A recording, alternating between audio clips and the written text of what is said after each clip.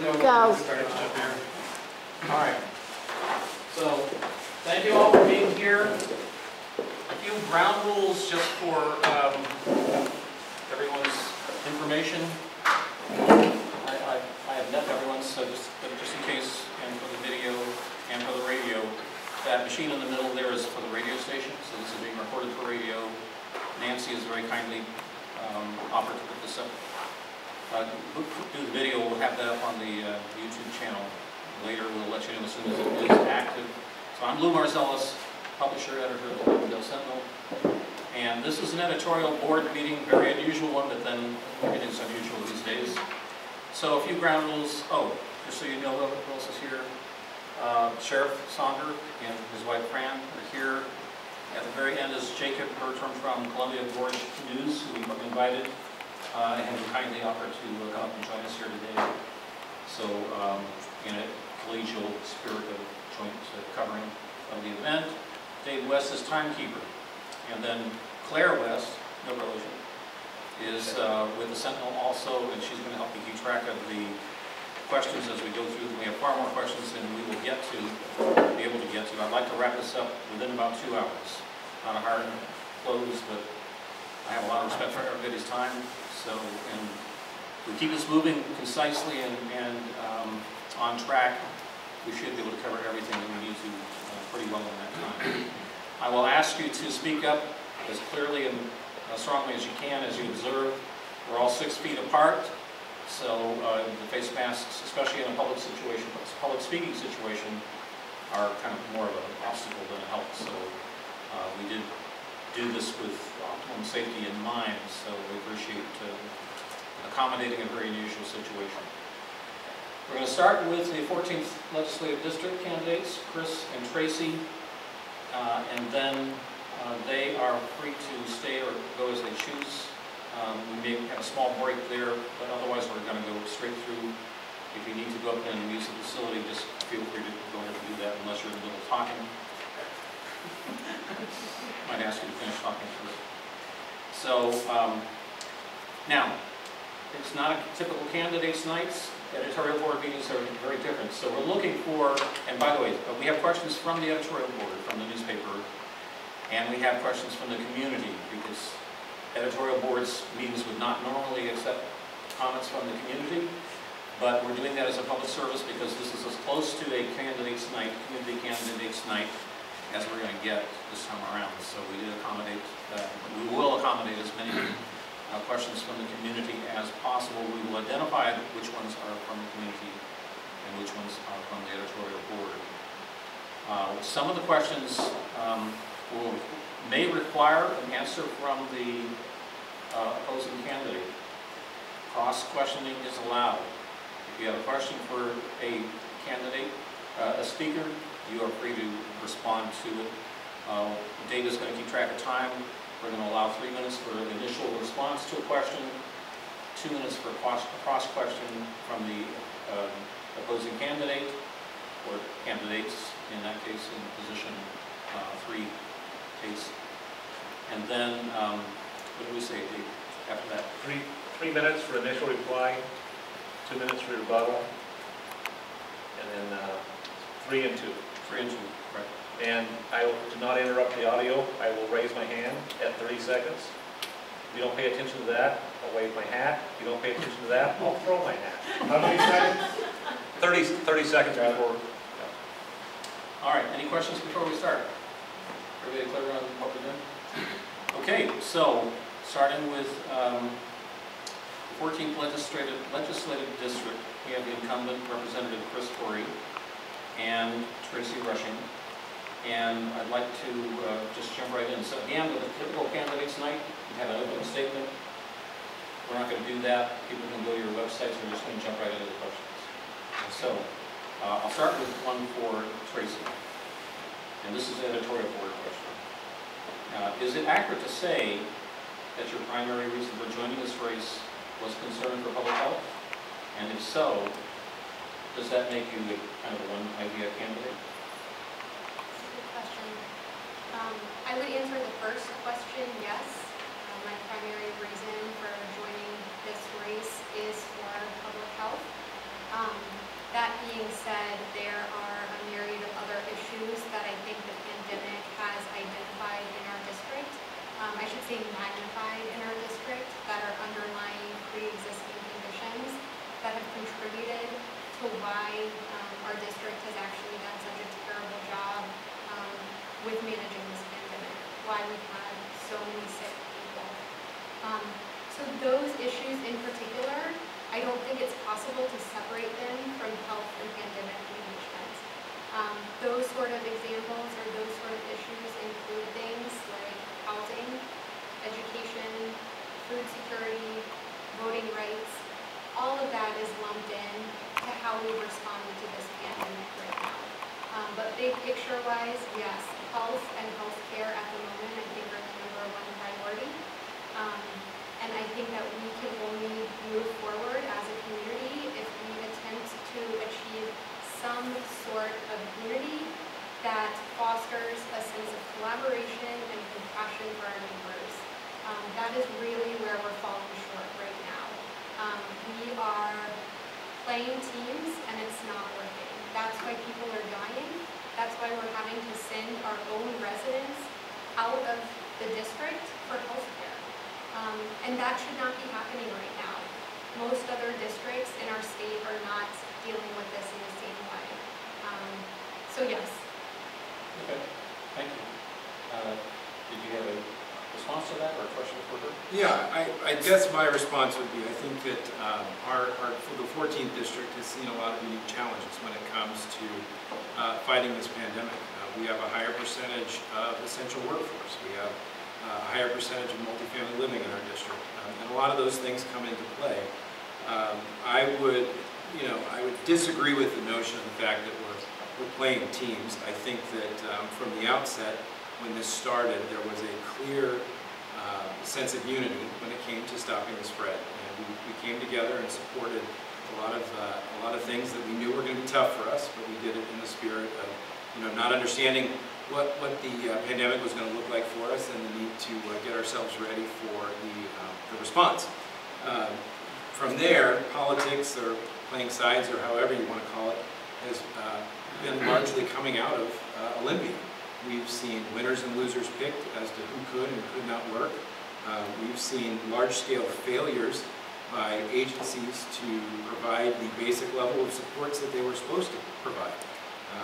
And my job has been supporting the district, and I think we've done a really solid job of that. I've spent almost the last 4 months advocating for residents to get unemployment benefits, to get food, to get the security they needed. I have people, even today, Lou, that still have not been paid their unemployment. We are at 15, almost 16 weeks, and they're not getting through. So all I do is spend my time focusing on how we help them, how we help the community, and how we can bring more local control back to addressing these problems. Okay. Can I follow up with that? So the unity stopped when the messaging stopped being about unity. To be quite honest, if we are still falling short with financial support out of Olympia, I completely agree with you that that is still a primary issue. However, messaging from the top, meaning from leadership, needs to be sending a unified message that this is a big deal. This is in fact an emergency because of the number of people hospitalized and dying from this. The unique conditions that you're talking about in Yakima, especially, but also down here in Klickitat County with the agricultural workforce, those are unique conditions that have been going on for a while. We should have stepped in from the get-go to make sure we were managing that better, and we should not have stopped that unified messaging. This should have been something that we are advocating for all of our neighbors the entire time. And the second that you downplay a lethal virus that we still don't know everything about, the second you do that, that's when you open up the door for people to put themselves in Just situations. a point of clarity, are you addressing Chris personally when you say the minute you stop him, or are you talking? I'm talking about leaders in general. Okay. I do feel like he particularly has downplayed the virus by some of his choices and actions. So yes, I'm speaking to leaders in general, but I am referring to some of the decisions he's made.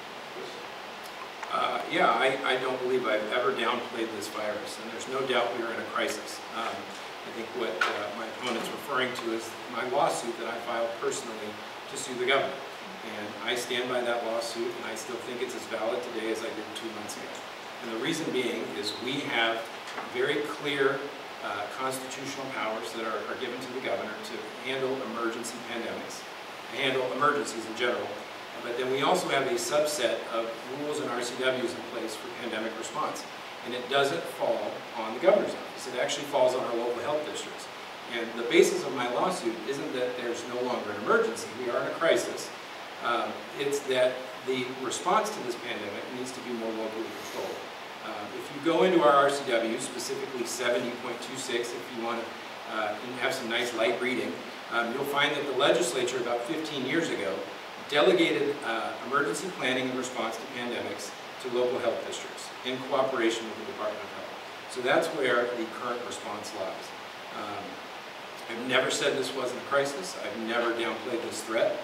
I've understood that and worked to be a positive response to that threat. But at some point when there comes questions of what is right and what is legally allowed, I think that going to the courts to determine what constitutional powers are allowed and not allowed, I think that's fair. I mean, we've seen shifting rules and shifting measurements and goalposts, if you will, that have come out of Olympia that are hurting us more than helping us. So I definitely believe that I have been a positive response locally with my community, while also advocating for our constitutional rights, which I think is just as important. Okay, thank you. And by the way, too, this is more, I should have said at the beginning, this is a more casual approach. So I may interrupt with some questions in the middle of something just for clarity or as a follow-up question on the fly, which is fine. So, I'm sorry? How would you time the response? I'll get back to you on that. Okay. I'll be here. We have to do that on the fly. I'm more concerned about the big picture scale of time. So, but that's part of the less formal structure of this kind of thing. So let's move on to another question. This one is from a reader, and let me preface this. Some of these readers' questions are, if they came to as a letter to the editor, they would be edited. Given the nature of this situation, because we do want to incorporate a voice of the community in this situation, we're not editing the structure of the question, but I will say that some of these questions are worded in a way that is saying, here's what I believe, do you agree with me? And some of the questions would normally require a lot of unpacking because there are multiple facets presented as a single statement, as you'll see shortly. So I just wanted to preface that. So here's a question, which is for both of you. Based on the stated goals and observable evidence of Black Lives Matter, at this time, will you go on record whether or not you personally view this group as a violent communist organization? We'll start with Tracy. I will go on the record and say that I absolutely do not view this group as a violent communist organization. I believe they have very legitimate grievances, and I believe that they are doing exactly what you were mentioning with speaking to one's rights and advocating for their own rights. I think this is the nationwide equivalent on a larger scale of similar to what the workers in the packing houses were doing. This is a group of people who are disparately affected by chronic disease. They're disparately affected by police violence, and they are taking a stand generally in a non-violent way. I think you could argue that there are other groups in this country who are taking a much more violent stand. So to be quite honest, yes, I think there's been some violence that has happened that's unfortunate and should not be a focus in the future. That being said, there's much more good that's come out of this than bad. I think if we're talking about Black Lives Matter, then we're also, if we're talking about this perceived violence in Black Lives Matter, then we also need to have the conversation about police violence. because the stats just don't line up when you look at which one is actually more significantly impacting people in this country at the moment. So I think there's two different levels to this question, and obviously I don't have a chance to interact with the person who asked it. So of course Black Lives Matter. That's indisputable. I mean, that's, you know, every life is important, is created by God, and is of worth. And, you know, we can and should have larger questions about, you know, what our society looks at in terms of police accountability. I have no problem with that. What I think he's asking is the movement, the Black Lives Matter, the political organization, which has stated goals of tearing down our institutions. I mean, that's what they've said, and it's run by people that they've claimed are actual Marxists. They've said that in interviews. So I guess if I'm going by what the founders of BLM have said, then yes, they must be a Marxist organization if that's their stated principles. All right, and that's a fine point of clarification, because there's a possible distinction between Marxists and communists. He used the word communist. Okay, well, I tend to find that Marxists and communists are kind of built of the same cloth, I guess, personally. I believe that everyone has the right to peaceably assemble. It's guaranteed in our Constitution, but it's peaceable. Once you cross a line and you resort to violence or rioting, you no longer have that right. That is when your liberty ends, when you're impacting somebody else's liberty and freedom. And that's my belief. So I will support anyone's right to protest, whether it is a lockdown protest or a protest against police brutality. I will say I have yet to meet a single person who supported what that officer did in George Floyd's death. That was a travesty, and that was a moment we all could have come together. And unfortunately, I think a lot of other factors were involved in turning that message from a place where we could be unified to something that became politically divisive. Did you have a response? And I actually agree with a lot of what you just said. I think a lot of that was very, very well stated. I think when you're asking a question, though, that what that reader was asking, it implies changing the conversation is what's wrong with the question. Because the real problem that we're dealing with right now is how to be protesting things in a safe, non-violent way that are actual injustices. And this is placing the blame on the people who are trying to speak out against injustice. That question places the blame on people trying to speak out against injustice. Okay. Did you follow up to that, please? No. Okay. So, and I know I'm making your stop a lot more. It has a start-stop. So, okay. But I'll try to keep it to more, to what we talked about. Moving on to another question here. What's your best option that you see for schools this fall in terms of reopening? And would you engage, this is an editorial board question, would you engage with educators and administrators on this before making a decision? That's a great question. Absolutely, we should be engaging with our local education officials. It's something I've been doing and will continue to do. The science tells us that kids are one of the least likely affected by this virus. So the first response would be, sure, let's open up the schools. Obviously, the schools are ran by a variety of individuals that may have pre-existing conditions, may have, you know, maybe older, whatever the underlying factors are that may make them more disposed to getting sick from this. So it's not an easy answer. I think that we're going to continue to question this and work through this, especially given now, I mean, we're in the middle of July. It feels like 2020's gone on for about 3 years, right? So who knows what September's going to look like? You know, we don't even know what August is going to look like at this point. So it would be unwise of us to come in and say, we're going to do this because of what we know today. I think there's options for allowing parental choice. So if parents aren't comfortable with their kids not going back in the classroom, providing them the online access to education, we have that option. I also think if we need to look at rearranging how classrooms are done and maybe have, you know, proxy teachers, if they're younger teachers that can come in. You know, those are different ideas I've heard thrown around that I think, you know, are potential. What we got to remember is that, you know, politicians and other people, we're not educators. And so we need to work with educators to figure out what can be most successful. One thing that I think potentially is a good solution is providing some voucher support for families that either can't go back to school because their schools are remaining closed or choose to go another direction so that they can use their tax dollars to get the education that their kids need. I don't disagree with anything that Chris just said. I think though when we're thinking about opening schools that the primary question is what does the pandemic look like? So yeah, I completely agree with you that we can't forecast a game plan right now, and us not being the educators, it really comes down to those systems to decide what's the safest plan for them. I completely agree with that. That being said, I think we're not going to give our kids the right opportunity. We're not going to optimize their opportunity to get back to school until we get the pandemic under control better. Other countries have been able to do this and have their kids already back in in-person school.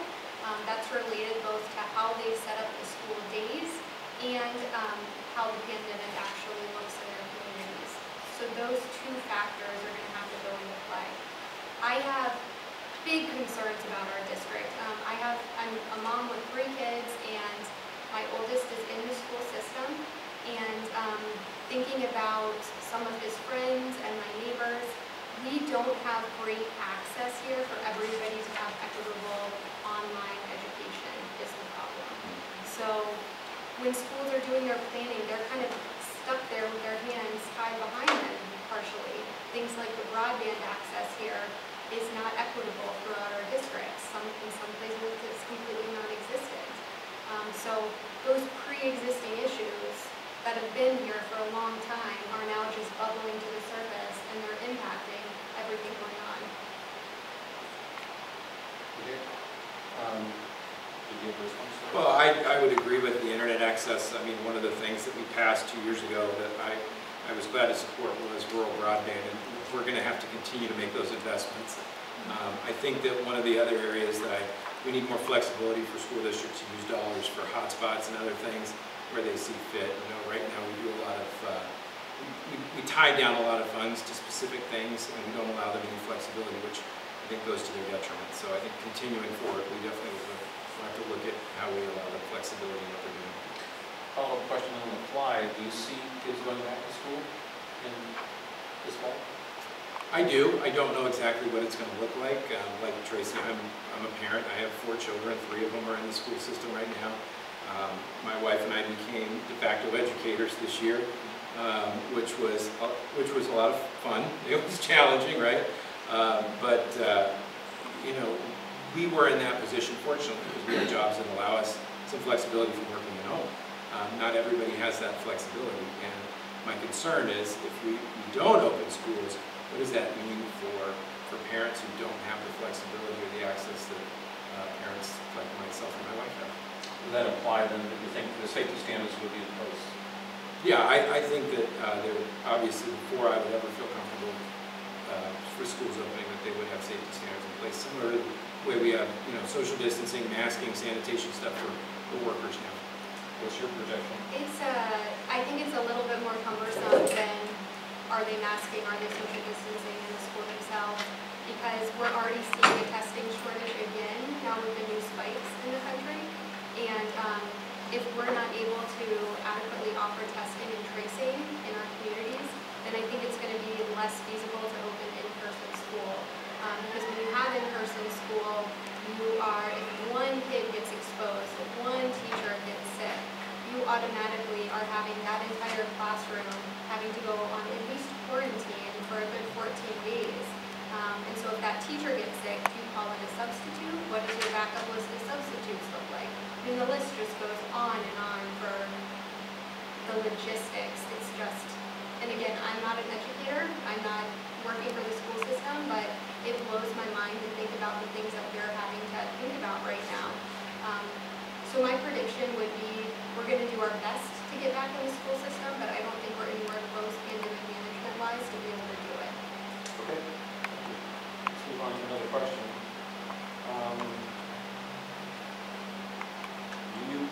This for those of you off. So do you believe that all mandates on public health coming from the governor should always be, this was a editorial question, should always be observed at all times. So, My kids remind me every day that no one likes mandates. I think they should be a last resort. I think an ideal scenario for the pandemic would start with effective leadership that recognizes an emergency early rather than wishful denial. And I think rather than politicizing, life-saving interventions like masks, like we're seeing from the top down, that we should be, as leaders, inspiring our community to come together and collaborate to protect our neighbors. I think things like the mask mandate right now, with how the pandemic looked, are the only tool that we really have available to get this back under control. We missed our opportunity to not have a mandate months ago. So I do not think that mandates are a good tool in general, no. Do I think that they're needed for certain things right now? The answer to that is yes. And that is because we are in an emergency at the moment. So that's a complicated answer. I'm gonna try to walk you through. I mean, we talked a little bit about my position on this earlier. I am a believer in following the law when it is legal. And if there is a legal issue with a mandate or an order, whatever it is, that the appropriate recourse is to go to our third branch of government, the you courts. kind of indicated your answer by lawsuit. Yes, I did. But what I would say is this: is that I can be engaged in a lawsuit with the governor while still following the rules. There's nothing that precludes me from saying it. So I wear a mask. I encourage people to wear masks. I believe in social distancing. I think it's effective. I also think that we shouldn't be having super large gatherings, but I'm also not going to stop somebody's right to peaceably assemble, whether it's protesting, the lockdown, or whether it's protesting, something else, whether BLM, whatever have you. They have constitutional rights to do that, and I respect them both equally, and I wouldn't demean one versus the other. That being said, I think that we have rules in place. We have procedures and authority dedicated in certain places, and that needs to be followed. For our case, we have local health districts that should be in charge of this pandemic response, and I agree with following them. I would argue that even if let's say I had my way and the governor's emergency proclamation order ended, that doesn't mean the pandemic's gone or the crisis is gone. It means that the authority is now with local health districts, which is where I think it needs to be. And for me, living in Yakima County, I have one of the strictest health districts. They actually started the stay-home order before the governor did. They did the mask order before the governor did. So my point is not that I am rallying against any of these orders or mandates for public health. I'm disagreeing with the order and how it's done, and where that where the rules and who has the authority follows. So I respect them from the governor, even though I disagree with how it's being handled, and I would respect them from the health district when they're doing that. So I think if you have an issue with the legality of a mandate, I think your appropriate recourse is the courts. So just to be clear, your issue is not the science behind it, it's the way the order is given? I think it's under whose authority it's given. I think that I'm a big believer in local It control. belongs at the local level rather than at the top. In one person's office. I mean, you've got to, and I think the masks help. I'm not one of the people that don't, but you have to understand people's frustration when for months they were told they were ineffective, and then the same group of people are telling them they are effective, but then you have an organization like WHO saying, well, if you're asymptomatic, they're not effective. So I think there's a lot of frustration with people, and I don't blame them for being frustrated, because it's like, is it or isn't it enough? I think it is. I'm going to wear it because it's not going to hurt me to wear it, and I think if it's going to help us solve this problem, I want to be part of the solution. I mean, what is disheartening to me is that it seems like we are essentially the only country in the world having this debate right now, and it's not even a debate. It's just, are we acknowledging the reality of the situation that's unfolding before us right now, or are we not acknowledging the reality of the situation that's unfolding before us right now? And I would argue that I think your concerns for how things are done are very valid. I agree with you that things should be done at the community level, and I think that the Yakima Health District actually did do a very, very good job. But the problem is with you as a leader choosing to focus on that diverts the messaging. And the messaging is what was so important at the beginning here for people to take this seriously. And the second that you went down that pathway, you undermine what the Yakima Health District was trying to accomplish. Not what Inslee was trying to accomplish, you undermine what the healthcare workers and healthcare district were trying to accomplish. And that is what's heartbreaking to me right now when I look at the numbers coming out of Yakima County. Okay, thank you. You have a burning, this is another reader question. Do you have any plans, or do you see a possibility for assisting what the reader calls the gross negligence of mental health during this pandemic? So there's no doubt we have a mental health crisis in our state and our nation right now. This is tied specifically to the pandemic. To the pandemic, okay. For mental health with the pandemic? That's what she said. Okay. Well, and I believe we had a conversation about this in the office earlier. We had the sense that she was talking about the stress from having to follow what's being called safety fatigue, getting tired of all the regulations, the isolation, the sense of trying to deal with being cooped up all the time. I believe that's what she was talking about. Okay. Those kinds of things. Yeah, I think that's a real worry and a real problem that we're starting to see. I mean, drug overdoses are up right now, suicides are up right now, and there's a variety of factors related to the pandemic that I think are causing that, whether it's people who've lost their jobs, lost their businesses, lost their livelihoods. That takes a big toll on people. I mean, we get a lot of our value and our self-worth from the work we do and providing for our families and working in our communities, and those are good things. And when that is forcibly stopped from you, I think that's going to bring up a lot of issues. Fortunately, I will say Washington, prior to the pandemic, we kind of reached a turn in the legislature. It was really bipartisan. It wasn't a Republican versus Democrat thing. We saw the need for better mental health support statewide. We did investments in the University of Washington to help train new psychologists to come out in the field. We provided more support for local community mental health services, both to police and to other organizations. I personally worked on some mental health stuff with PTSD for first responders this past session. So the work, we have a good groundwork going in. I mean, there's going to be a lot of pieces we're going to have to pick up. There's no doubt about that. And is this issue even on the radar at legislative levels? I would say it's probably on the radar in a broader sense than addressing the specific mental health issues. I think it's part of a bigger piece where we're trying to figure out how do we get people back to work, how do we get them the supports they need, those type of things. I think it all relates to the broader mental health picture. Okay.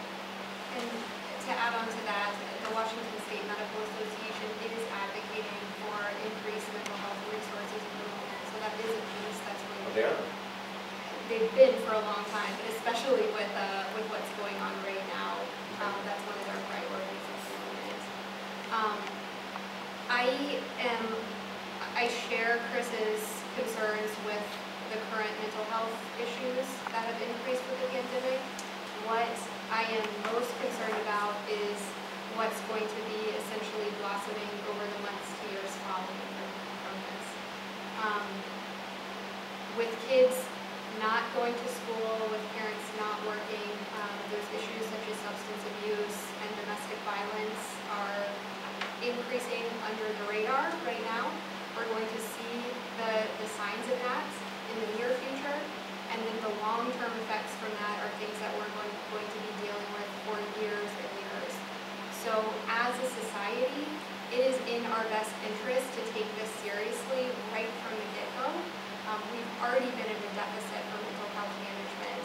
We're starting to make some headway with removing the stigma of mental health issues, but we are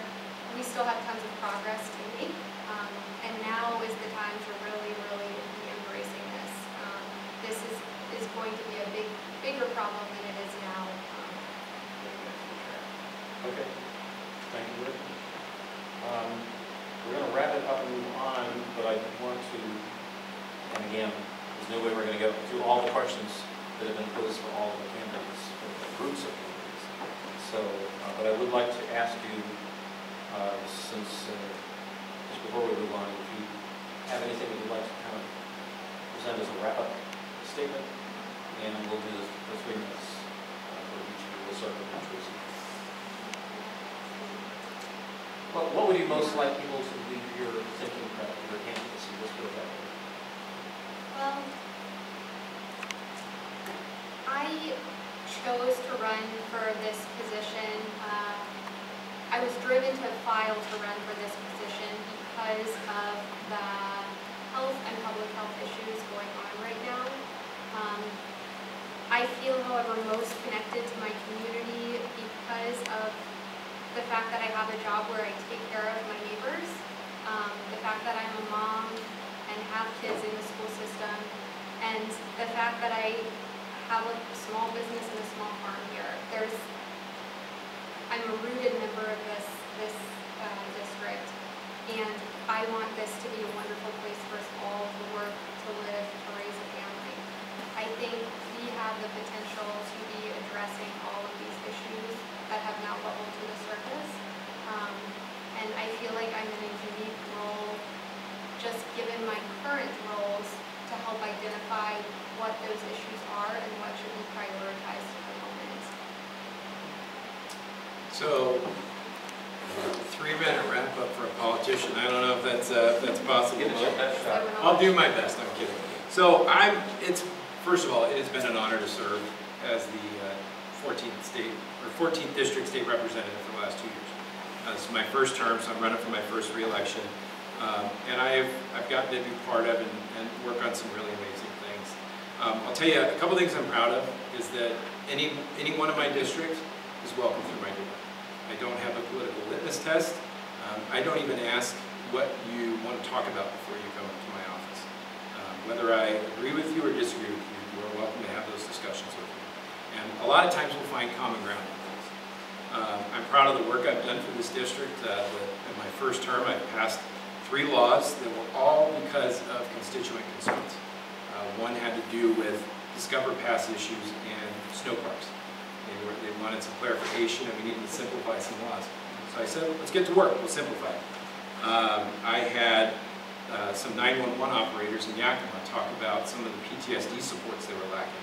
So I worked with them to pass a law this year that provides them PTSD support so we can keep them on the lines, handling those calls.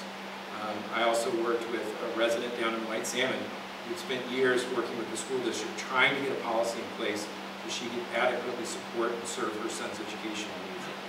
When she came to me with that, and she fully admitted that she wasn't sure she was going to be able to work with a Republican, I said, let's get to work on this. And we, in 1 year, with her help and the work in the legislature, we got this passed. So now we're passing model policy for all school districts to be able to use to help address their son's concerns. I work with a variety of people, Republican and Democrat, while still holding firm to my values. Some of my best piece of legislation I co-sponsored in 2019 was with a Democrat from Seattle to help with some reform in substance abuse laws so that peer counselors could work with people in recovery. That's the stuff you don't see in the papers because it's not catchy and it's not, politics and fighting, but it's some of the work I'm proud of. And I'll end with this, and probably one of the most important pieces of legislation that I've done and I'm still working on is supporting our farmers and ranchers here in the 14th and across the state. We have a lot of leased land that is cared for and maintained by generations of Washingtonians, and we've seen those leases being pulled early by the DNR as they go sell them to solar and wind contractors and people who pay them more money, which is their right to do under current law. But I didn't think that was fair, and so I got DNR to the table, and we actually came up with a compensation system that makes the farmer or rancher whole if this is exercised. And unfortunately, the law got derailed at the last minute of this session, which is often to happen in a short session. But DNR agreed to put it into practice this year, and they want to work with me to get it signed into law next which means that it will be in statute, so that farmers and ranchers who work the land, if their land is taken from them, are made whole. So I'm proud of my work, and I'm asking for, to be reelected to go back and continue serving the district. Thank you very much. So we're going to take a brief break to allow you two to stay or go as you choose, and if any of you need a rest break, we'll take a 3-minute break and then come back up. Thank you. Or if nobody needs it. I'm just planning on staying. Oh, you are? Yeah, I'm going to stay to watch. But now the camera's not on me, so no pressure. Probably still on your nice wide angle. Nice.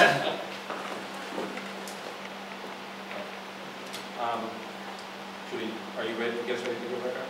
Okay. So, County Commissioner position 1, candidates are Jacob Anderson and Joanna Turner. And let's start, we have a question from a reader. We'll start with you, Jacob. How were you qualified to take on the county job when you started, the position you started in? And was that position advertised to the general public? So my current position with Klickitat County is I'm a project coordinator with natural resources, and I moonlight in economic development. My background is in business marketing with a minor in political science. I am a 5th generation county resident on one side and a 4th generation on the other that comes from the farming and ranching community. I also had already previously spent close to a decade on the board of directors for the Underwood Conservation District. I served on the board of the West Coast Lumber Inspection Bureau, and I also was appointed by Governor Gregoire to the Farmland Preservation Task Force. And with each one of those different positions, I had served on a plethora of other subcommittees within those. And so my background in business marketing, as well as my family has a ranch and a sawmill, and so I was a small business owner on top of it. My background was not in hydrogeology or for schooling, because that was my school and my life growing up. So trying to answer the question, my background in real life was agriculture, natural resources from the day I was born practically. I went to school for business. The hiring panel apparently felt that I was the best candidate for the position. There were multiple candidates. Was it advertised? I believe it was advertised. Actually, I take that back. All positions in Klickitat County that I've ever been aware of have to go through the public process. We have a human resources department. So yeah, I'm going to put myself out there. Okay. What is moonlighting in economic development? So moonlighting in economic development Well, means, specifically the term moonlighting. yeah, so what that meant is that wasn't what I was hired for, but I also have a background, dealing with broadband, and my director, Dave McClure, is the head of economic development and natural resources. It's tied together, and so I was brought in to deal with the broadband issue, and then when COVID began, I got pulled into economic development almost exclusively full-time to deal with small businesses, the grants, the programs, designing the marketing materials, and using more of that business background than the natural resources background. And Joanna, I know that question puts you at a disadvantage in a position, so instead of addressing that, unless there's something there that you really want to address, I wanted to give you an opportunity to talk a little bit about your background. Thank you.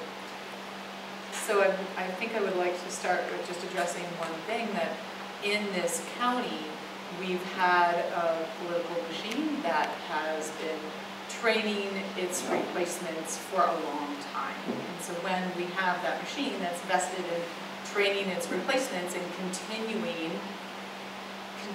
making the same product that it's been making for a long time, it doesn't give us the opportunity to have a diverse perspective at the table or to have diverse voices. You lose a lot of creativity in that process when that happens. And that's something that I can bring to the table. My voice is something that's needed at the table. We've had one perspective in the county commission for a long time, and I want to make the work of the commission more accessible to all residents in this county. Some of the things in my background that give me the experience necessary for this job: I've been self-employed for many years. I've ran many different businesses, one of which was a cooperative buying club in Minnesota, that when I left that position and moved out here, I was able to pass on this cooperative business that I grew from the ground up, and that is still growing, and that's something that I'm very proud of. So bringing consensus to the commission and just getting buy-in from lots of folks that I think have felt alienated from our local political process is super important to me. So I am a small business owner. I'm an advocate for domestic violence, sexual assault organization. I have 3 preteens and teenagers, and if that doesn't make me eligible for this position, nothing else does. So, thank you. Okay. Did you have any response to that? Or was it- Absolutely. So in terms of creating a political machine, in my positions on all the boards and everything that I've served on, the most important thing that I've seen in this county is that we have to pass on our knowledge to the next generation. And what I have always tried to do is not find just people with a political machine or a political mindset, but I have always tried to bring people from my generation and get them involved so that the generation above them can pass on all of the history, all the culture, and all of the knowledge so that that next generation will be able to become leaders sooner, quicker, and better so that the next generation can be successful. And you see that in political parties, for example. You see that all the time. The young people aren't interested. People talk about that. You don't, for the most part, the community councils were a bunch of people with white hair sitting together. Well, our community council is mostly people from my generation because I've been pushing to get young people involved because that's how you create the people who are, and and it's not political at all because almost all these positions are non-political. It's just getting people involved, and that's because there's nothing more important in your community. We live in a rural area. Volunteerism is what drives this county. Whether it's the fire district, whether it's the school district, it's those positions that matter. And so that's how I think the best way I can respond to that is. In response to that? Yeah, just that unless you're actively seeking diverse voices, folks tend to pass on that knowledge to folks that look like them. And so unless you're actively seeking folks that don't look like you, you're encouraging folks that have the same viewpoint as you to come in and then take over and continue on that political change. And I would like to just point out that there are so many young folks that support my campaign. It's really exciting to see diversity of young folks getting more excited about local politics and really wanting to learn more and get involved. Okay, thank you. So this is an editorial board question. Does often a perception that the west and east sides of the county reflect the overall discrepancies between the east and west sides of the state? And is so, it's a multiple part question. Is there a political gulf between the two sides of the county? If so, is that a concern? And if that is so, what do you do about it? Certainly. I've always said in Klickitat County that a Republican and a Democrat in Klickitat County will agree on 90% of everything. I see it right here with these two conversations that they agree on most everything. And that goes to show, as Chris said, that most things, even in Olympia, most things they agree on. But all we ever see in the news is the things that people disagree on, because that's what sells the papers. Now, I will say, though, that a Republican from Klickitat County and a Republican from King County probably will disagree on more things than a Republican and a Democrat in Klickitat County, because politics comes down to your priorities. We only have so much time, so much money, and how we allocate that. And county commissioners are the ability to allocate those funds at the most local level for the things that we all care about and prioritize here the most. Yeah, and I would like to follow that up with just building community is so vitally important. If we can't build community and that starts with our neighbors, then what are we doing this job for? And even though there are some differences between Republican and Democrat, I don't think this position should be partisan, because I think that's what it comes down to, is building consensus, building community, showing the people that we care about them. We care about what happens to them, every single one of them. Do I infer from that you do see a gulf between the sides of the county, or am I mistaken? I see more of a perceived gulf than an actual gulf. I think that, just like Jake said, people have more in common than they do differences. There are, the people that I talk to all over this county care about the same things. We care about our youth, we care about our community, we care about local jobs, we care about that we can wake up and feel safe. Those are things that we can all agree on. I think when you come to the big political level and what's happening outside of the county, that's when it starts to get hard, that's when it starts to get tricky. I can talk with people all day long, and as long as we're talking local politics and local concerns and what people want for their community, there's a lot of agreement. But when people start talking about things that are happening outside the community on those bigger levels, that's where the disagreement and the frustration really sets in. Okay. Paul? Absolutely. I 100% agree that a county commissioner should be nonpartisan. The only time that you should have a partisan race is if you caucus, because that's what you are. You're a Republican, they caucus. They get together at the state and federal level. That is, otherwise, and then you have party whips and you have people that push you to vote a certain way. At the county level, if you're a county commissioner, it's your job to represent everyone. Not just your friends, not just the people who agree with you, not just your political party. Your job is to represent everyone. And if you can't represent everyone, you don't belong on the county commission. And with that being said, Joanna and I have ran and agreed to only run a clean campaign. And we rode up here together. And we talk really well together, and we care about our community, and I'm so happy that she's running. She has a completely different background than me, and I completely respect her background and what she's done with domestic violence.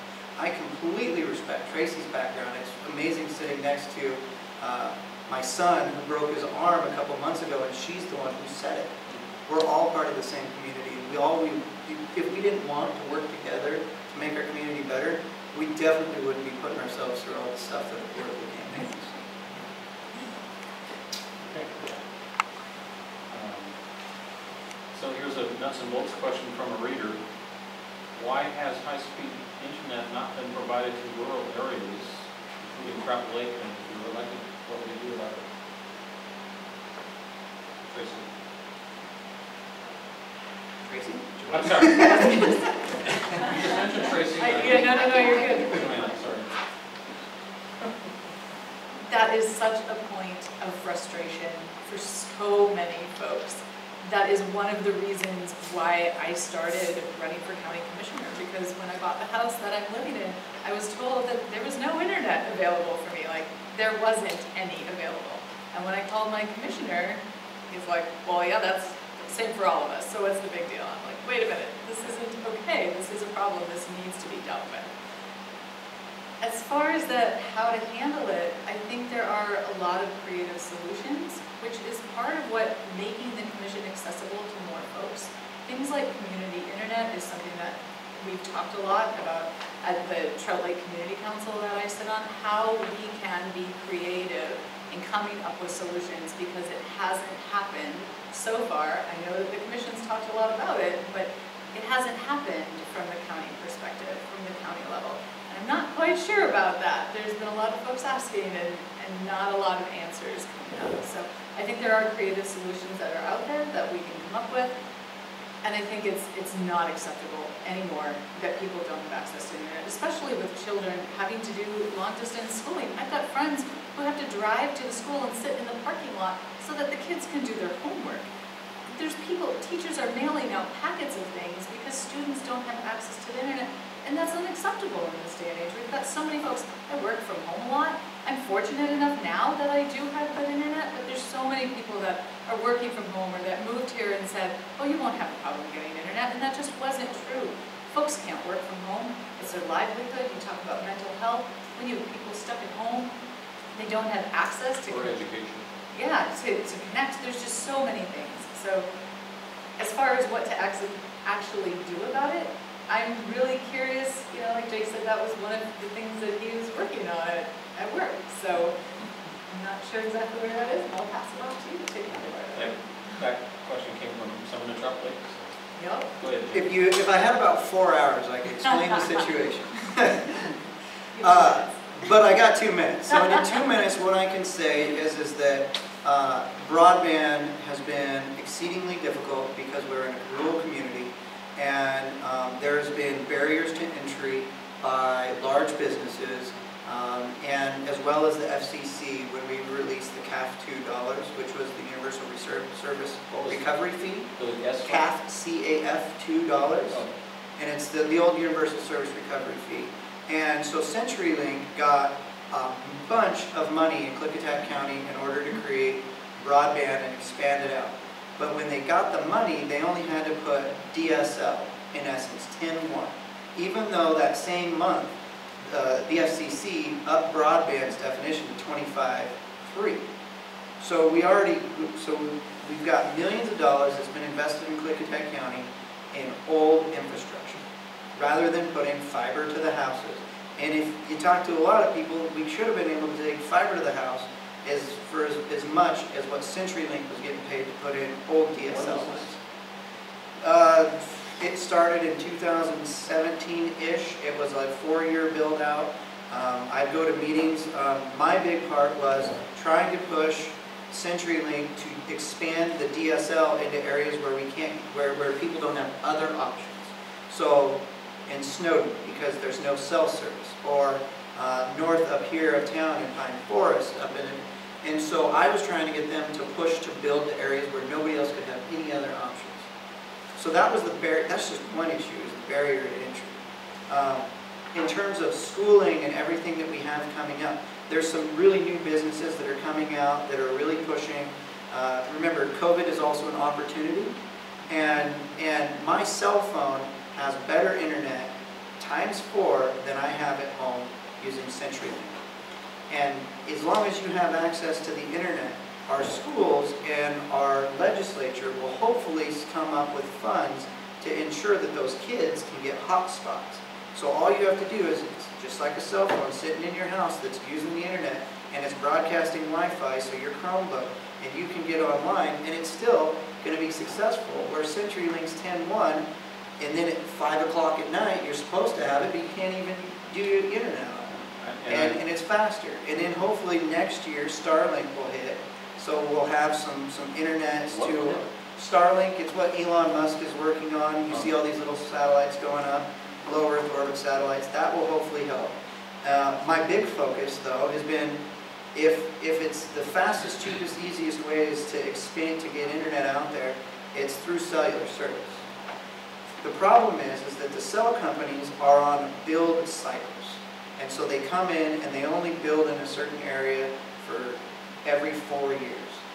And if a cell service is trying to upgrade to 5G, and they can deal with a million people in town, or they can put one on Diamond Gap and get all of 400 people in Glenwood, where are they going to do? Where are they going to invest their time and effort? So everything that I've been working on has been trying to get them to build more cell service out here and work between emergency management and cell companies to try to create those incentives for them to actually invest in our rural areas. I will get in touch with you later about a story about that, because that sounds like a story about how that came to be with something another time. So this is another reader question, and it's again unedited, so it will convey the sense of the reader's perception that you could address as well as the actual question.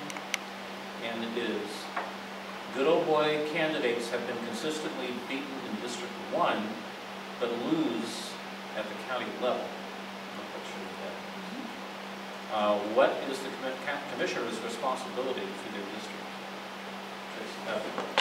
Joanna, you need to move. So the problem with that is that when I get elected to be commissioner for District 1, District 1 folks are my constituents, but only in the primary are they the only ones who get to vote for me. So in the general, the whole entire county gets to vote on my district's commissioner.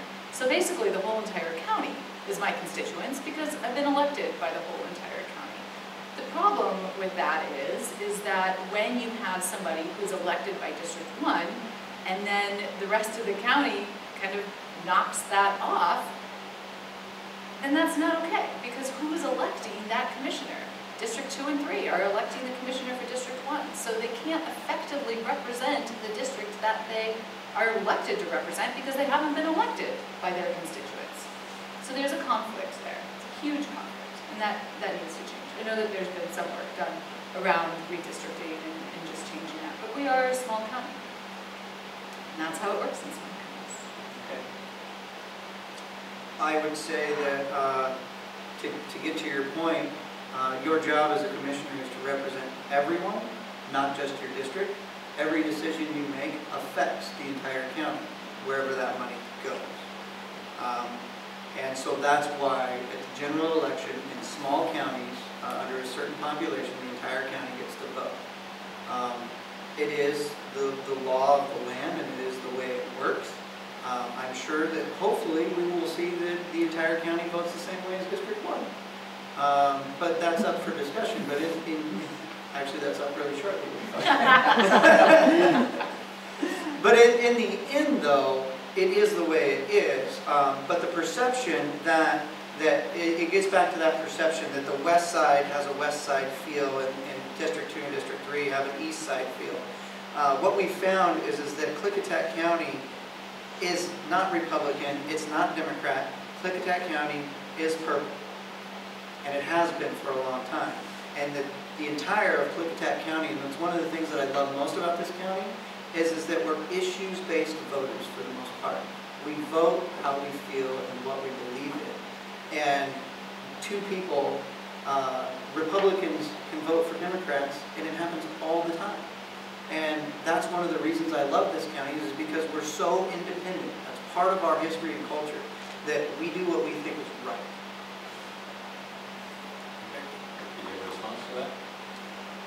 Just that, yes, we all need to, as a county commissioner, the board of the commission needs to be accessible to all residents of the county. And we need to be able to work with all residents of the county, no matter where we live, no matter what side of the county you're on. We absolutely have to take everyone's concerns.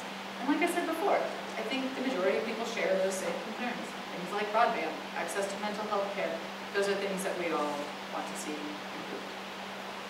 I'm going to hijack my own questions here to bring it up on the fly, because I'm intrigued by what I think I hear coming out of this conversation, which is it suggests a county identity rather than a specific portion of the county identity. And I get the sense, and correct me if I'm wrong, or take it and run with it, that there's a sense among people in the county that I'm from this part of the county.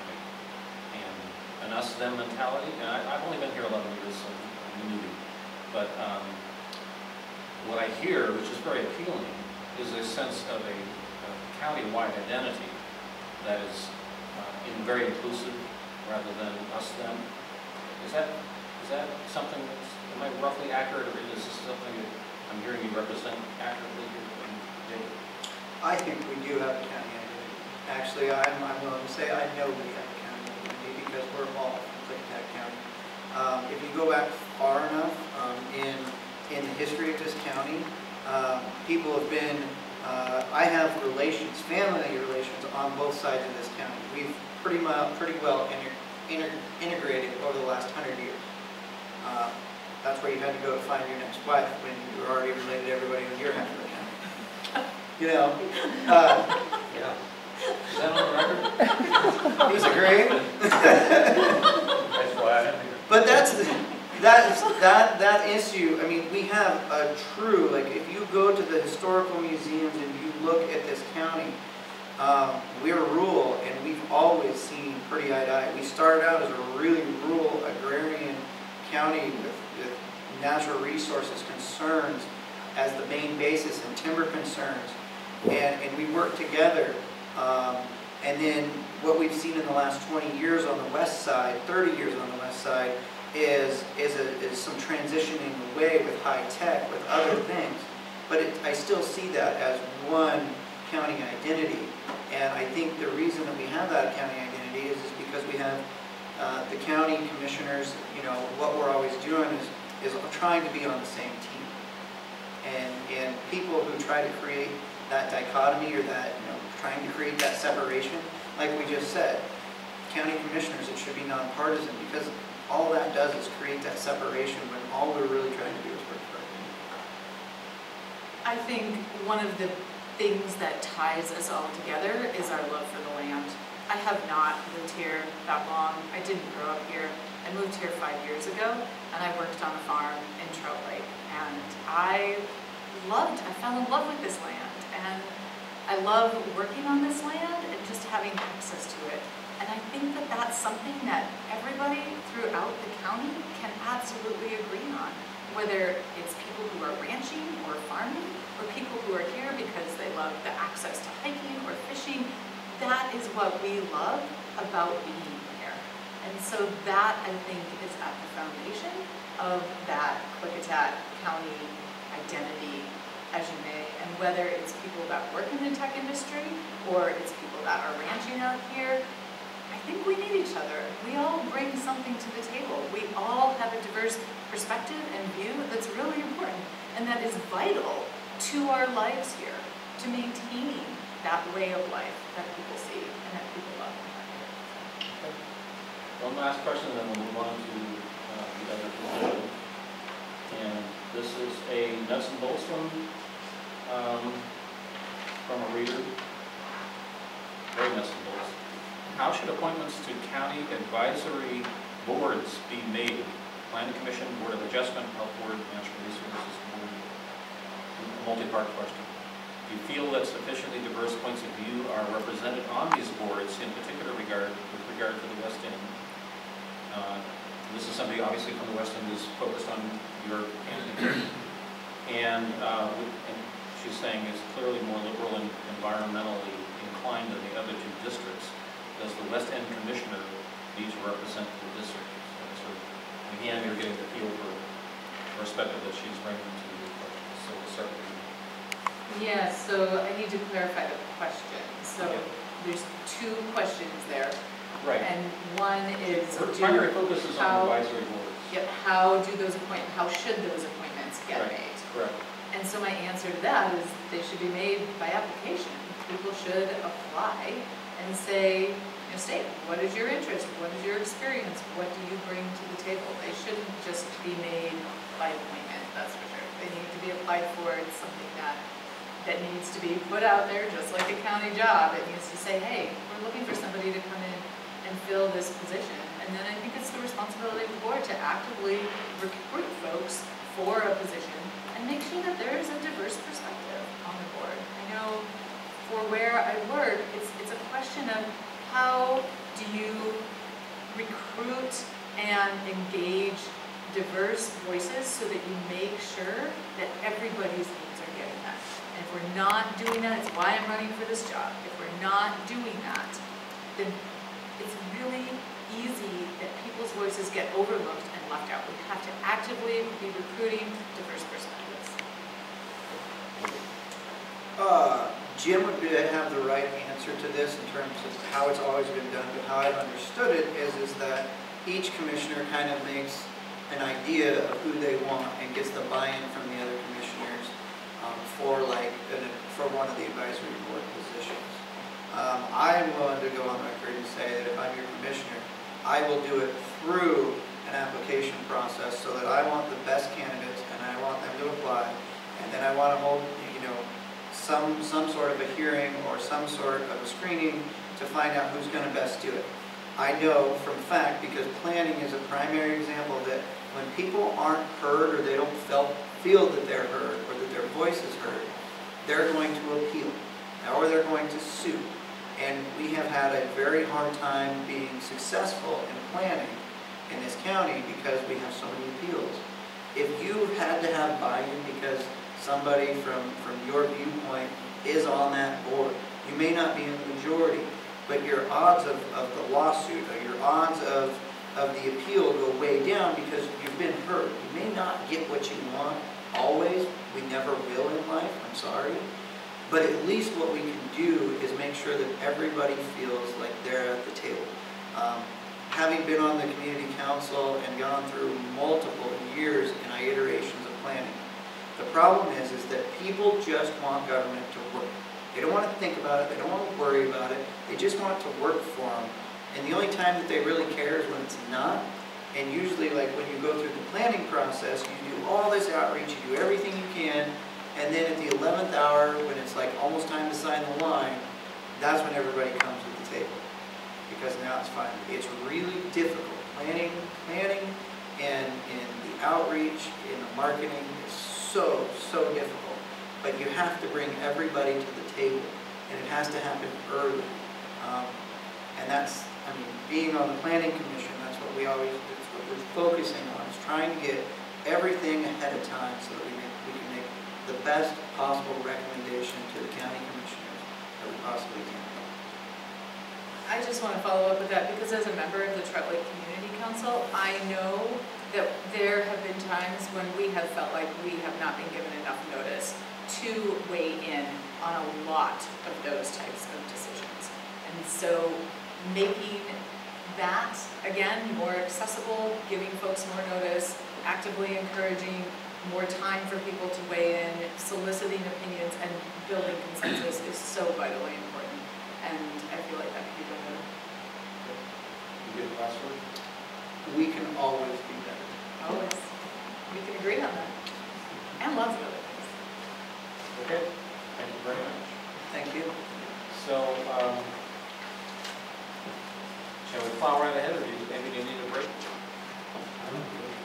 Come on, right ahead. All righty. So, let's start off with questions for specific people first. And so, this one for you, Jim.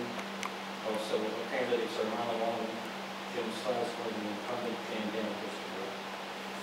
So, Jim, a reader writes, how much money is in the reserve fund? How much money is in the reserve fund? It's about $6 million. Okay. How much to respond to that? Unless somebody wants to. I have a question for that. Has the reserve fund gone up or down in the last 2 years? Probably down because we spend that down as we accumulate. So when you use the term "and build up cash reserves," you would be wrong? No. So if you spend it down, it would be less. It's spent down on purpose. We only build that reserve. But when you put money in, you build it, and when you spend it, it comes down. And when we spend it, we get a radio project, Fully, I understand. I'm dispatch not center. complaining with you sending it. I'm complaining with you saying you built it when it came down. So what's your point, Dan? I was just clarifying whether it came down or went up. And as I understand it, there's lots of, It does this. it fluctuates according to. It fluctuates. As we need those funds, we spend it down. The commissioner's job is not to hoard money. We don't build a fund just in perpetuity. We save money for projects that we need to do. The new administration building is one. It'll show in 2020 and in the 19 budget, it started to go down. We had a negative balance, 7.6 million, I believe, Dan, you looked up. That's because we started spending for that new administration building. That was cash, that was not money that was derived from raising taxes to constituents. It's landfill money. We have a unique revenue source in this county. Go ahead, Dan. my point is not to make light of where he spent the money or how he spent the money. It's not that I'm griping that it was spent or not spent. I guess I would say my gripe is I've been attacked by his campaign and called a liar, because I say when he quotes on his website that he's worked to keep the budget balanced and build up cash reserves, the budget hasn't been balanced in 2 years. It's going sky high versus cash revenues, and the reserves are going down. That is a false statement. That's what I said, and I'm being called a liar because his statement, I mean, he just said the reserves are going down. That isn't the false statement. Well, And I'm the liar from his, so, hold on. If I understand it correctly, I just want to clarify the thing said here. You're saying, Jim, this is, as a snapshot in this fluctuating wave, which is a natural phenomenon, it's down at the moment. It is. So, what I'm saying is, he said he's worked to keep the balanced budget balanced and build up cash reserves. And I said that's not a true statement, or not an accurate statement. And looking at the budget graph, you can see where its expenditures are up over the last 2 years. 7.6 and 6.3. I'm just saying it's not an accurate statement, and I'm the one that's the liar for saying it's all not right, accurate. let's, hold on a second here. I've got a copy of the budget, and we'll come back to that question, because that's your Good enough. we'll come to, but let me ask this, and then we'll go on. I have a question from mine, so I don't want to get too far ahead here. Sorry, Quickly, let me, since he's saying right now that, you know, that you call him a liar, is that accurate? No, I his didn't. campaign. He did I not. did not. Jim did not. Jim did not call me a I liar. misunderstood you. I thought you just. No, I said his campaign. His campaign. Yes, sorry. Is that- No, if that came off as Jim calling me a I'm liar, sorry, that's I'm- not true. I'm glad I asked the question, because I don't want to have any misinformation here. Is that an accurate statement that your campaign called him a liar? I'm not aware of any campaign committee member calling Mr. Christopher a Or a liar. family Now, member. if it is somebody that supports me from the public, from the citizens, it's free speech. If you're saying A family member that runs your campaign on the internet, maybe? All right, let's move on. We'll come back to some of these other issues here. So, Mylan, this is a, actually, this is for, Yeah, the feeling Mylan would be kind of bored, we would make sure he gets his time Well, out there. this was directed at Mylan and Jim. It's a question that came up earlier, but since the reader brought it up, I wanted it addressed to both of you too. Mylan, we'll start with you, based, again, the question earlier. Based on the stated goals and observable evidence of Black Lives Matter, at this time, will you go on record whether or not you personally view the group as a violent communist organization? Well, Black Lives Matter and all lives matter, but I don't have any confirmation on what your others are saying there. I don't have any confirmation on it, so I won't make any comments on that. I just say that all lives matter. Okay, Jim? I am the same with Mylan. You don't know? I do not know what, I've never seen that information that Representative Cody alluded to. All lives matter. The board that I sit on, Board of County Commissioners for Clickatack County, we try to leave the national issues at the national level. If there is some racism or any problem, that's going on in the county, we want to know about it. We will just address that specifically here. We don't need to be going nationally, inviting Portland and other, to come here and do the protest for Black Lives Matter. If we have a situation like that here in this county, which we don't, I am not aware of any racism, especially with my law enforcement agencies. We would address that. If we have, issues with, and we do have with mentally challenged people, the local institution is our county jail, and it's absolutely the wrong place for it to be.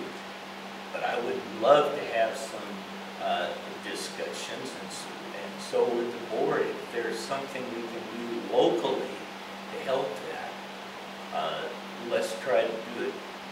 I can't affect what the state does, the governor, the state legislature, near as much as I can affect what happens here in Clickett County. And that's what I would like to concentrate on, is Clickett County. Okay, so that question was directly to the two of you, but Dan, if you want to weigh in on that, or we do that opportunity? Pretty much same as what Chris was over there.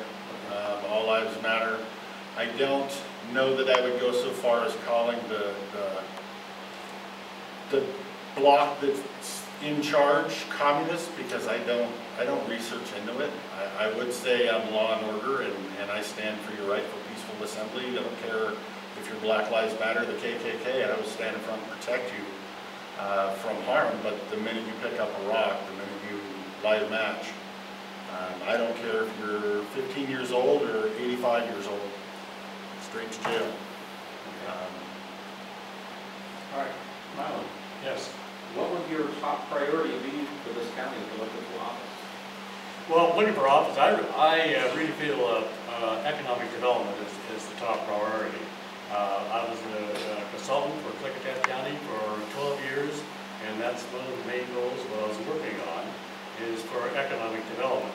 And one thing that I do, that I feel that I can do a good job, is because I'm working with legislators, and also then legislators and the people from Olympia, Seattle, and the Washington State delegation.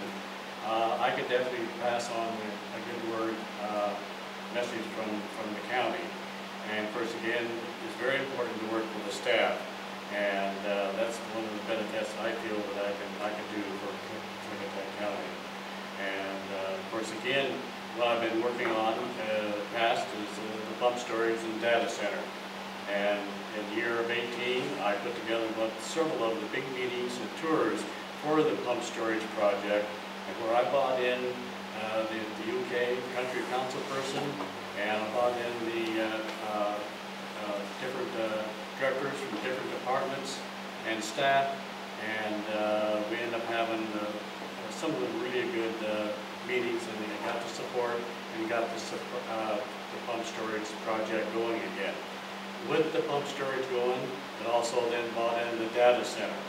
And the data center is going to be one of the biggest ones in the United States, and actually the pump storage is going to be one of the biggest ones in the United States. It's going to be a big benefit for the city of Goldendale, and really a big benefit for the county, because they're going to be able to bring in a lot of tax revenue from these two projects. So, but anyway, I can go on, but then there's more. So your top priority is economic. Yes, it is, yeah, yes. So we'll open it up for response from those of you. Jim? Right now, for me, the most important thing is to try to navigate Clickett County through this pandemic. It's shut our economy down. We don't see an end in sight right now. We're all hoping. The county has been trying to put out small business grants across the county. They're not very large grants. The most is $5,000. And that won't last very long. For business expenses, we've done 2 rounds of that. One with Working Washington, which was Governor Inslee's program. We got to get those grants. Jacob and David McClure have been part of that selection application sorting committee. The county then, when help me, Jake, it's the CARES Act, but that's the coronavirus something. Anyways, it's the federal program that is reimbursable money for money county has spent outside of their adopted budget for COVID-19 this county, the federal government has told us that we are eligible for $1.233 million. The county commissioners decided to take the $233,000 and we are putting that into our own small business grant program. And we've been, I think, 2 weeks ago, I signed grants for $94,563. This last Tuesday, I did another $65,536. And we're still accepting Army Jack applications and trying, because we haven't capped out the $233,000 yet. But that pandemic is going to be biting us for a couple of years. You believe that? I believe that. I believe that. Okay. Dan? I tend to agree with that table and that man right there. Economic development is huge. When I asked Mr. Sizemore about that 2 years ago, his statement was that he doesn't want economic development in Goldendale, and Goldendale is fine the way it is. A lot of the cattle ranchers believe the exact same thing. The people don't. Economic development is huge. I do worry about pump storage. I like the idea. 20 to 30 jobs is not really a big job number, and there's two concerns I have with it that they're not addressing by the board. One of them is tax. We don't even know what the governor's going to do with the tax and whether he's going to make them tax exempt. That could become a problem. Right now, they have pump storage set to be in tax district 37, which sneaks up and only incorporates the little town of Goldendale. You could have some big disparities in property tax values for that little district 37, or tax district 37 in the neighboring districts. There's a issue, their budget person thinks the numbers coming in from that will allow them to spend more money are here, and when you actually talk to the assessor, it's down here. There needs to be some communication. They need to get the budget guy with the assessor guy, figure out, they're planning for billions of dollars of spending, and they don't really know because their two people aren't on the same page. They're not on the same page with the governor to find out what is the tax base going to be for this thing. Are the people going to eat it in the end? So I have a couple of concerns that aren't being addressed. Economic development, I'd like to see more than pump storage and 30 jobs. I'd like to see stuff right here for our people in our town. And number two thing is serving and protecting our youth. We have 75 to 80% of the at-risk kids in the county, right here in our town. The only community-funded youth center is in White Sand. I told Mr. Sizemore about that a year and a half ago. Nothing's happened. We have to start serving our youth, and we have to start serving them right here, right now. So let me give you the opportunity, Jim. These made claims that you have characterized, said something to him, like that Goldendale's fine the way it is. Well, I'm not going to dispute any of the quotes that Mr. Christopher Well, my concern has is, done. But I would just say that I have been a huge supporter of pump storage, of the solar projects, and the vineyard expansion and winery expansion in the county. And most all of that is occurring in District 3, our district. That economic activity will bleed over into Goldendale. Goldendale is its own jurisdiction within the city limits. They have a city council and a mayor. And if they have a project they want to do, come to the county. And they have in the past, they've come and asked for funds for the airport here outside of town. How'd that go? I indicated to the city council and the mayor that when we build that new administration building, the sales tax revenue that the city will see is going to equal what they would want to ask the county for. You're right, but they can't spend it on that because they have to buy a new ladder truck so they can fight the fire in the three-story building. I'm sorry, but they had a ladder truck before, and they got rid of the ladder truck. This new building Just telling is you what no they're taller. spending the money on. The new building is no taller than any other old building in Goldendale. The only big difference is going to be the new building is going to be up to fire code and probably will be the last building you have to worry about catching on fire. I would worry about our other old buildings that are that same height. The Goldendale Fire Chief has a problem, and he's not getting his concerns addressed by the county commissioners. So hold on. So we're going to change the wrap-up stage of this a little bit on the fly because we have 3 candidates. I want to be sure Mylan gets plenty of time Absolutely. to get his side, his views represented here too before we get off on a runaway Right. train.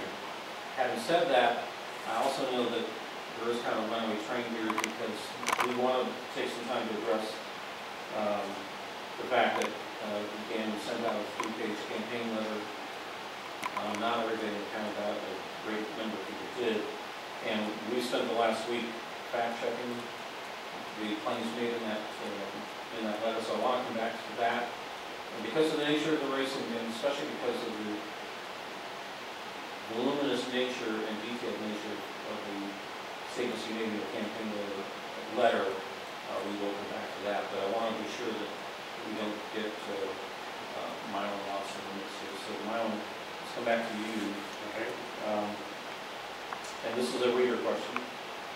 Will you support Sheriff Sonder and his deputies as they work to protect the citizens of Clickitat County from criminals? Or do you intend to reduce the sheriff's office budget and reimagine law enforcement? No, I don't support defunding sheriff or police departments. You know, the sheriff has a job to do, and he has his own department, and again, I would never support defunding police and sheriff's departments. Okay. And then I'm going to go right on with my own again, because Sure. we'll spend some more time on some of these other things. What's your stand on the Second Amendment? Well, I realize that people have their rights for carrying guns or having guns, you know. I haven't followed up that route closely, but I definitely understand where the people of Clickitat County are coming from. One thing, it's not going to stop here. I mean, there's going to have more be coming from the state and also from the national level. And the only thing that I can do on my part is the people I know over on the west side, I can at least give a message. You know, I don't know if they'll listen that much, but at least the people that know me, I can give a message to where Clickitat County is coming from on the Second Amendment. Okay, so where do you stand on that? I see. Well, yeah, they have the rights, if I understand the question, they have the rights to have bear arms. I guess that's... Well, I suspect that, and not to put words in the reader's mouth, but they're probably concerned about things like I-1639, that kind of thing. Yeah, well, that push was made over on the west side, obviously. And, you know, that's, I just, like I previously said, 1639, if it goes to court, Supreme Court, and whatever decisions made after that, then there's probably going to be more bills coming from the state and even from the national level. I could probably ask Chris about that. Okay, so I'm still trying to flush out a definitive stand on it. Do you support 1639 for example? Yeah, well, no, that was forced to take, in fact, I don't remember the details of 1639. I know it's very, very, Can somebody jump in and give them a quick synopsis? Yes, I can. 1639 was an initiative 2 years ago yeah. that provided additional restrictions on gun ownership for those under the age of 21, as well as additional background check requirements. Mm-hmm. Yeah. So, Is that something you support? yeah, I don't mean to pin you to something that you haven't spent a lot of time on, Yeah. so don't let me force you into the position. okay. Well, I just say that, you know, I understand where they're coming from, and like I said again, there's going to be more initiatives coming down the road. Okay. Okay. what's your sense about, this is another reader question. What would be your attitude personally and as a commissioner on allowing the Yakima Nation to steal the Lonely Valley? Are you willing to protect your constituents' rights and how? I would definitely work on that. Being a county commissioner, I would listen to both sides, you know, the Yakima Nation, definitely from the Klickitat County, and I would hear and go from there, but I would definitely be looking after Klickitat County. But I want to hear both sides, or, you know, as a county commissioner. That's the way I look at it. Okay. Let's come back to, again, I want to put something to you. So as I mentioned, we've been looking at the campaign letter you sent out, 3 pages, with a lot of statements. So as I mentioned, we're completing a very comprehensive fact checking on the claims. But we'll bring up a couple of points that were particularly striking to us. So one of them, you state in your, let me back up 1 or 2 here. I appreciate the fact that you don't want to be responding to specific name calling, that kind of thing. I appreciate that. So we're not trying to go there. What I do want to get a sense of is how you, is whether or not you want to correct a misimpression that has been potentially. I would like the opportunity to Correct. try. So that's where we're going to go here. And Dan, I want you to understand, I'm not saying anything that's in a challenging way. We're just trying to find out the information accurately. So you state in your campaign letter that Commissioner Sizemore, quote, has used his office to use eminent domain to take private property from landowners, and in doing so, he is making a few of his friends rich, unquote. So our research indicates the county has not taken any property to eminent domain in the last 14 years. Are we missing something? What's your substantiation? Well, you're absolutely missing something. What is that substantiation? You just gotta go back about 2 months. White salmon. Specifics. Jim, any ideas? 2 months, white salmon? I hate to name names, I really don't want to, and you shouldn't have to, so don't name them if you don't want to. But the question isn't the claim that there was eminent domain. Yes, you know, exact quote from the letter, exact quote is, Commissioner Sizemore has used his office to use the eminent domain to take private property from landowners, and in doing so, he is making a few of his friends rich, unquote. Let's put it this way, I'm not gonna throw names out there unless it really needs to get there, because I prefer it doesn't get there. Well, But, your statement, let's, your statement is that I get it. he did use eminent domain to make his. We're talking about a road. We're talking about road widening. We're talking about land at the back side of the road that was bought for pennies in the dollar because it's undevelopable, because the county road isn't wide enough to develop it. So this land's purchased, you go to the commissioners, you get them to claim eminent domain on the houses that will not give up their land to this guy to widen the road. They eminent domain the road, take it from the private property owners, widen the road, land developer at the back now has property that's worth way more than he paid for it. That's what I'm talking about. Good. as far as I know, eminent domain is that's a legal action. We have not done that. Do you forcibly take property But- from the property owner? Hold it. You used the term eminent domain, which is a very specific term. If you didn't mean that, you might have chosen other words, so let's. It was used in the testimony of that situation, so that's where You it's. used the term eminent domain. I may have said eminent domain, you know, is maybe what the county will have to consider. That road is Courtney Road that you're talking about. I wasn't gonna name things. That road is the only access in and out of a So is it community easement? area. Is it easement? Pardon me? Is it an easement? And we're trying to widen it and straighten out some of the corners so that when we have a fire up there, people can safely evacuate. It's a public safety issue. We were having trouble with easements, acquiring easements to do the widening of the road. I said, if at the end of the day we can't get it done, those people have got to be able to get out of there. Did a landowner We come never to you? exercise Yeah. eminent domain. The I will email statement the is information to false. you, Lou. The statement is false. I will email the information to you. Let him finish and then I'll give you a chance. Well, eminent domain is legal action, it takes court proceedings and the judge decides. And that was never done. And that's what we discovered is that there was no legal action in the No. eminent domain in the last 14 No. years.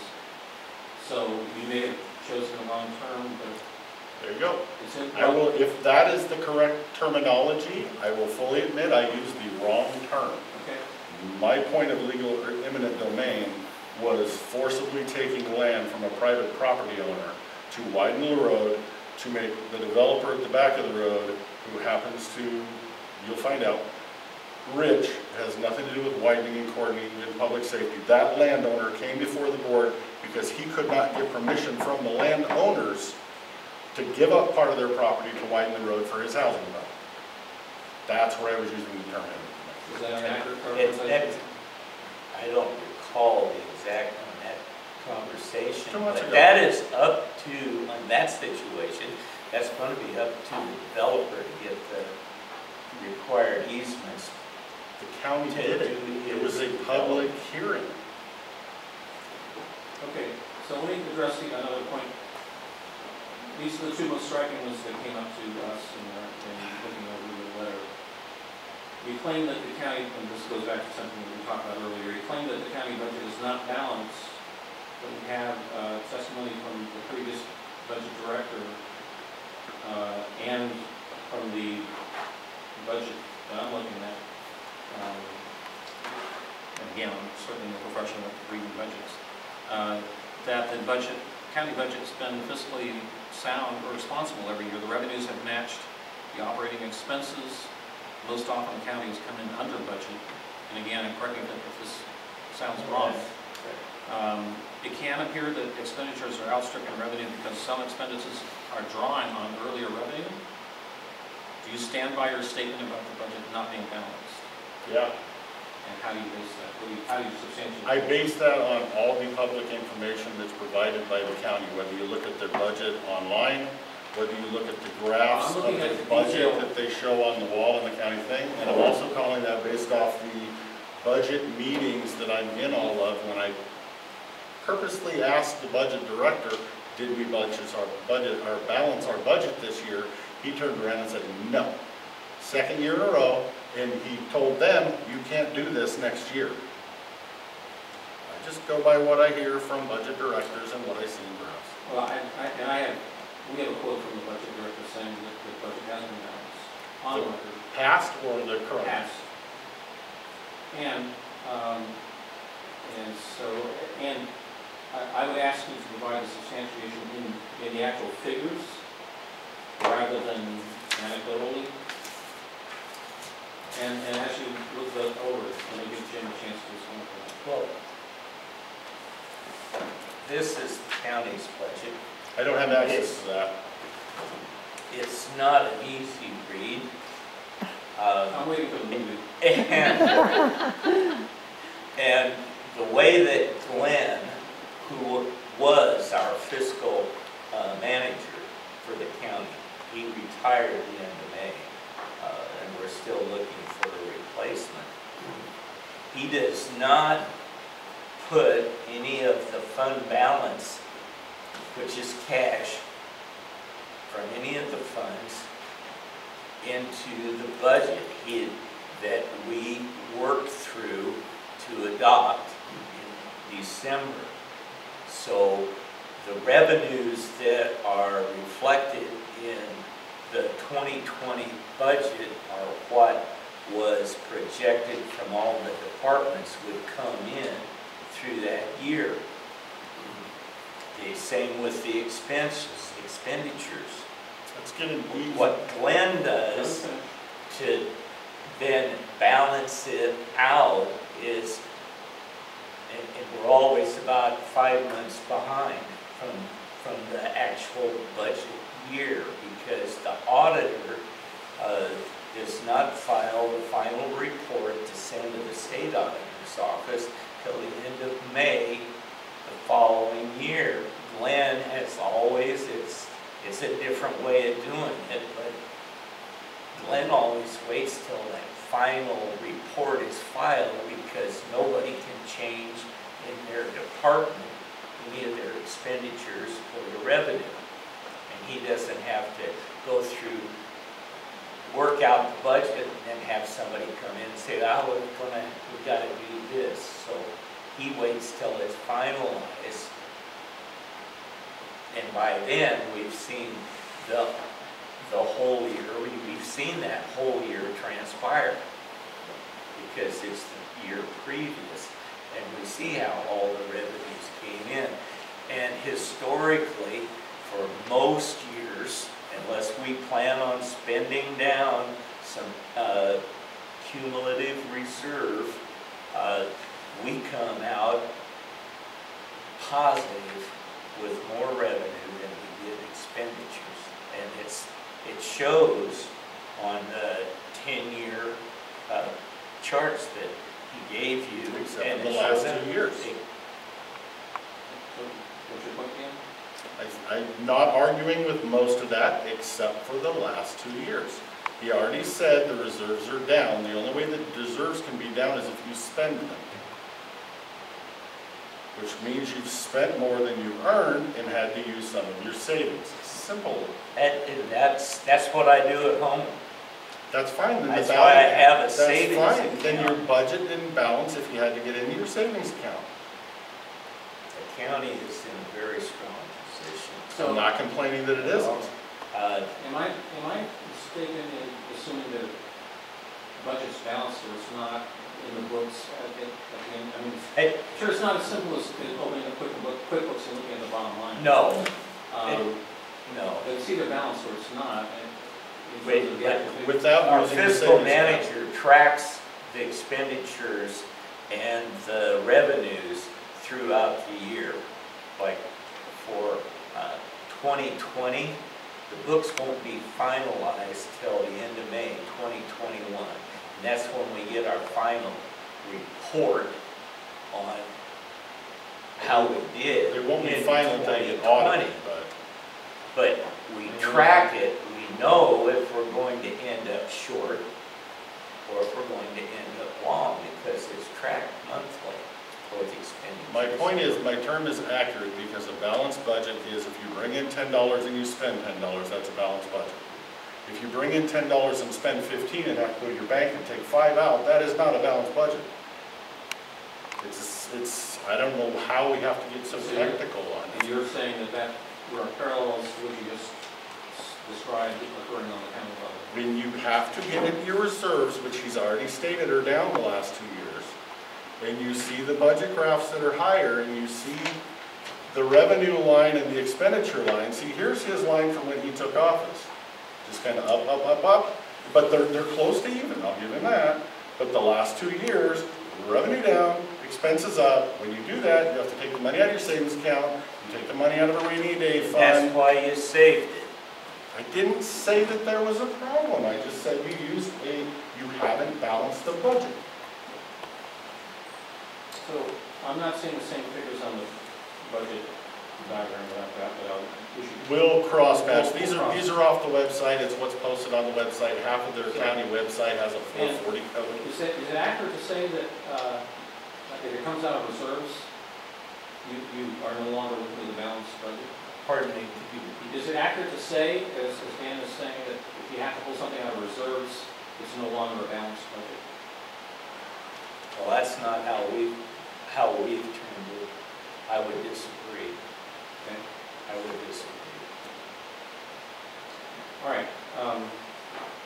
So we're closing in on our the last little bit of time, and I want to give mine one another shot. Yeah. Come on, Miley. Alan's probably happy to know. But I do want to bring up one more reader question because, and actually there've been quite a few. And once again, I'm not trying to be contentious here or paint anybody with any brush. I'm just describing what's been coming in. So we have a number of comments that came in that suggest that the tone of your campaign Dan is extremely contentious, very, one person used the term mean-spirited. So the question for, and you're welcome to respond to that in just a moment. So my question, the reader's question to Jim is, how do you feel, this is their wording, how do you feel about having a character assassination campaign run against you in the public record? Well, I'm the incumbent, so my defense on me as 7.5 years as a county commissioner is my record. That can't be changed. Okay, how I vote is on record for every decision that was made. This county is fiscally strong and will recover from the recession. We're in a recession.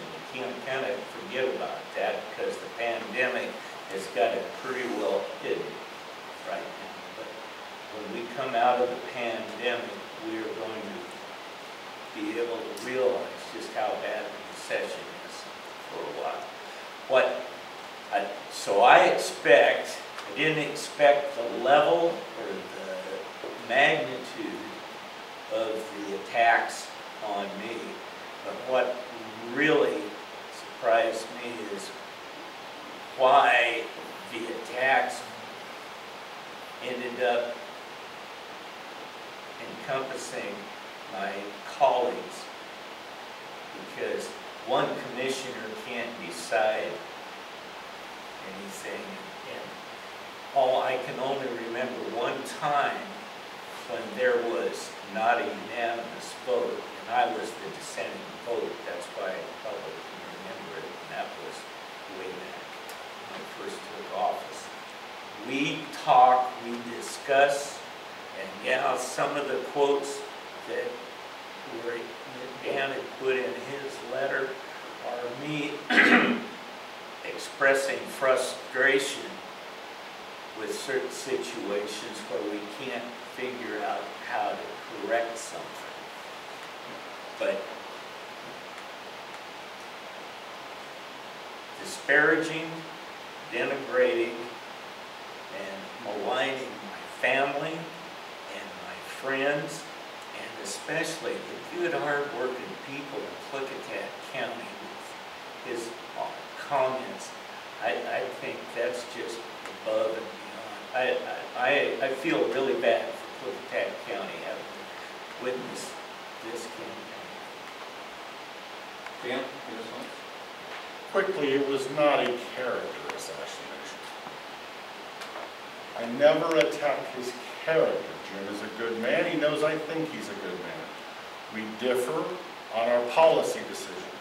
All that letter was quoting things he said about different policy decisions. You call that a smear all you want. It's not a totally I think we're factual. talking about the tone of the letter more than anything else. I disagree. I'm just telling you where he stands on the issues, and it's up to you to decide whether you agree with his quote or my quote.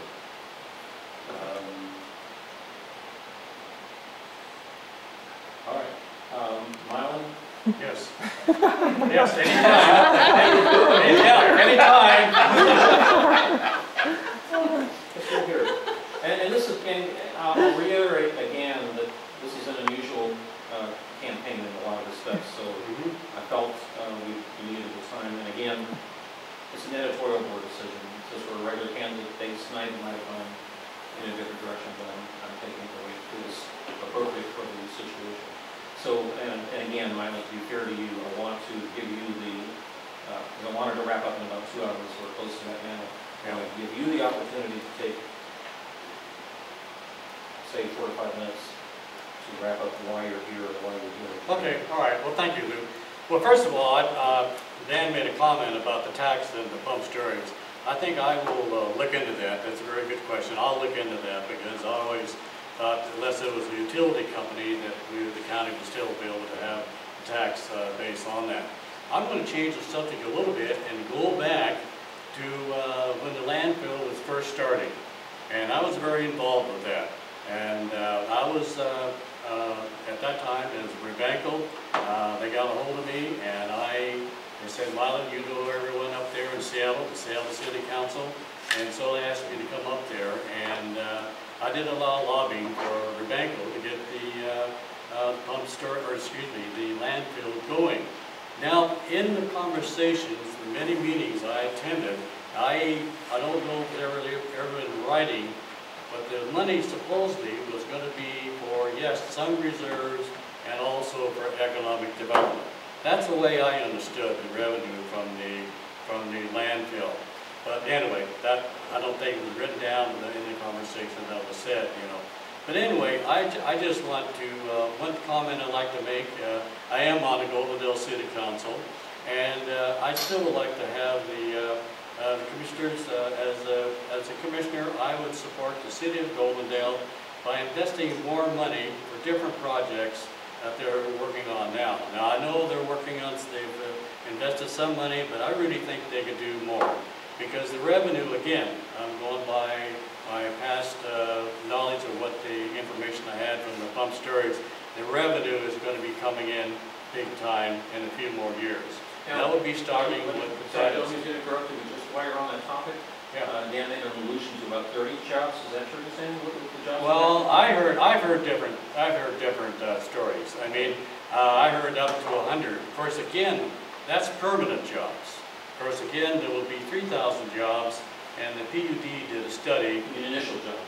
Yeah, and the building of the construction of the project, and it would be 1,500 a time working. Now, we don't know yet just where these people, these workers would come from.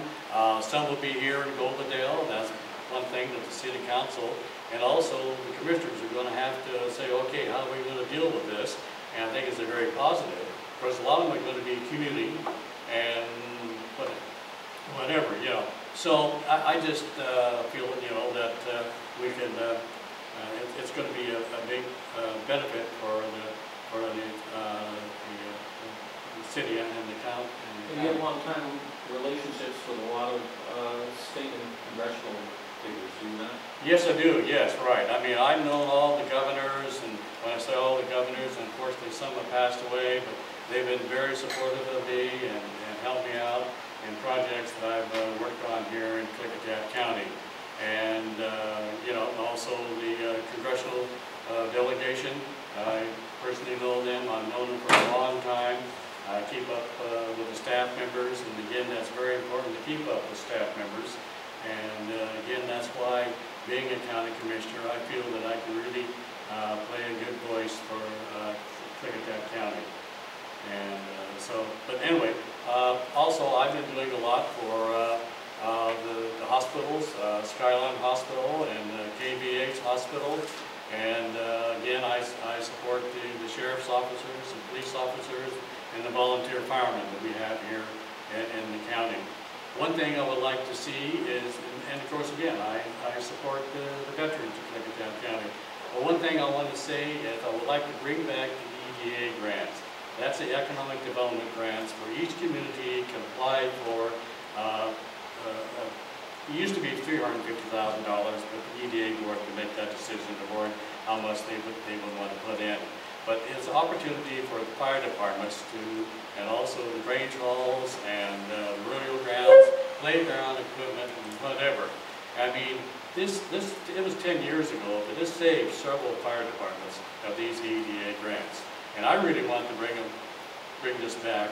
I don't want to wait a couple years or whatever before we start talking about it. I would like to start talking about it now. And in fact, I even hope this fall in the commissioner's budget that would be brought up. And you know, anyway, one other thing I would like to say as a commissioner, I would set up a meeting once a week and anybody can make an appointment or come in and talk to me. It could be one person or it could be a group of people and tell me what concern they have for the county. And I guess really the bottom line, you know, I'm here to work for the people of Klickitat County. Now one quick thing, I just got another 30 seconds.